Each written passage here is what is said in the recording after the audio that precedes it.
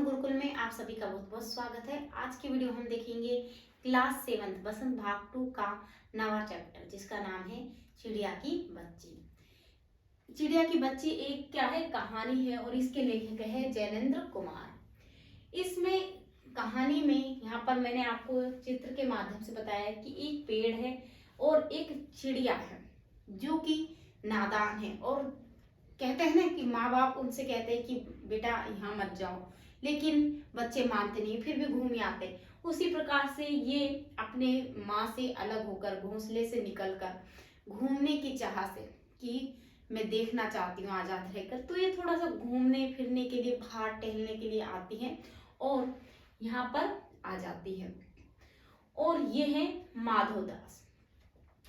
माधवदास एक बहुत बड़ा सेठ है जिसके पास धन दौलत की कोई कमी नहीं है। एक कोठी है, कोठी नई जो अभी अभी बनवाई है इन्होंने, और इस कोठी में वो सब कुछ ऐशो आराम सब कुछ है और इन्हें प्रगति से बहुत ज्यादा प्रेम है। इसलिए ये क्या करते हैं, जो प्रगति के अंदर यानी अपने एक जगह पर क्या बनाते हैं, बहुत बड़ा बाग बनवाते हैं।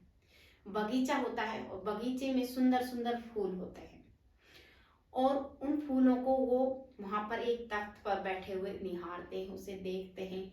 और तभी फिर भी इनके जीवन में एक सूनापन होता है, या तो ये क्या करते हैं, तभी वहां बैठे रहते हैं और देखते रहते हैं, यानी एक तरह से टाइम पास करते रहते हैं। लेकिन जब भी उनको लगता है फिर भी कि एक चिड़िया, तभी चहचहाट वाली एक चिड़िया आती है।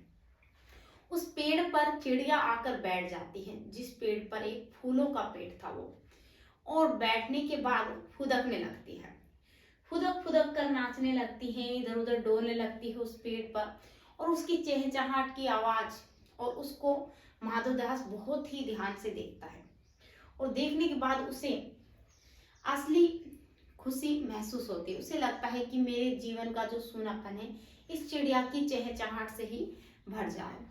तो वो उससे देखता रहता है। अचानक वो उसके पास जाता है, चिड़िया के पास, और कहता है कि है चिड़िया, तुम यहाँ क्यों, कैसे आई?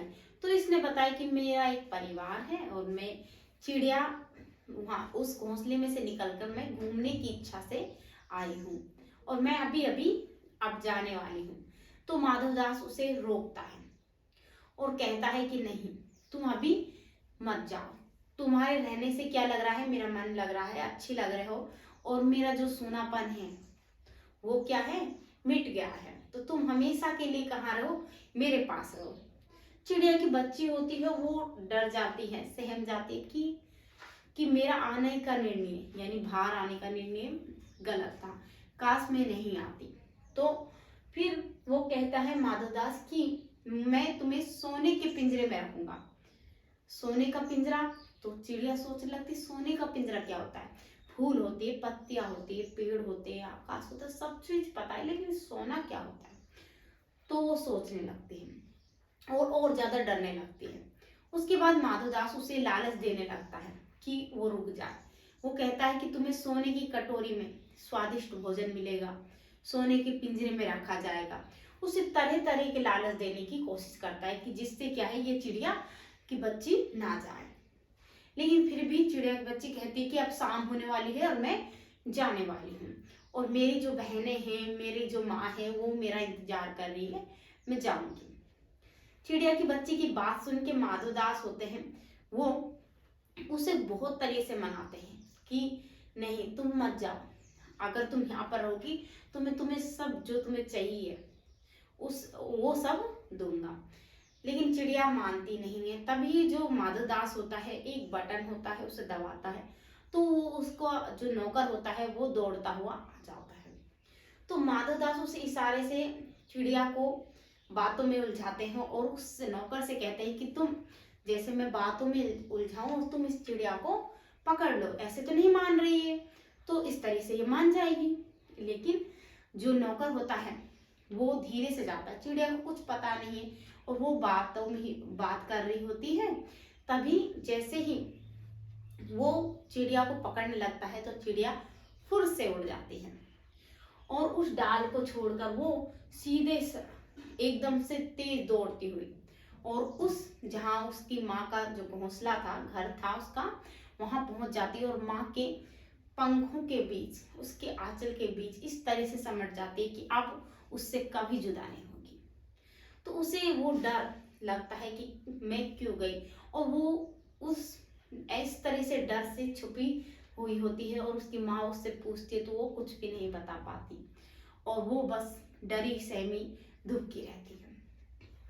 तो मतलब इंसान हो चाहे जानवर, सबको अपनी स्वतंत्रता प्यारी होती है। तो इस कहानी में भी यही है कि किसी को भी बंधन में नहीं रहना, वो भी आजाद रहना चाहता है। तो खूब लालच देने के बाद भी माधव दास की बात नहीं मानी, और माधव दास जो छल करके भी उसे पकड़ना चाहता था, पिंजरे में बंद करके रखना चाहता था। तो ये कहानी में सिर्फ यही है। अगर आपको ये कहानी चिड़िया की बच्चे अच्छा लगे हो तो इसे लाइक करें, शेयर करें और सब्सक्राइब करें।